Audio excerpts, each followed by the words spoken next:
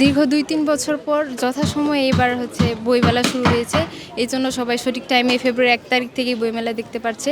ফেব্রুয়ারি মানেই হচ্ছে বইমেলার মাস। আমি খুবই অপেক্ষায় থাকতাম আগে। এখন আমার মেয়ে ক্লাস 6-এ পড়ে, বড় মেয়ে, ও খুবই অপেক্ষায় থাকে। মেলাটা খুবই সিম্পল লাগছে অন্য ইয়ারের থেকে, কারণ এখন হচ্ছে যে ভিড় খুবই কম।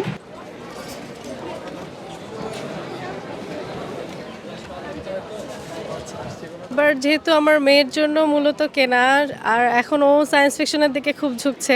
আজকে আর কি প্রথম আসলাম, তাই আর কি এইভাবে কেনা হয় নাই, ঘুরে দেখলাম আর কি জাস্ট মজার জন্য। তো সামনে কিনবো। বেসিক্যালি আমার থ্রিলার, উপন্যাস বা এই টাইপের বই পছন্দ হয়। যারা শিশু কিশোর আছে এখানে বইমেলায় বই কিনতে এসেছে, তারা এবার তাদের প্রত্যাশিত বই পাবে।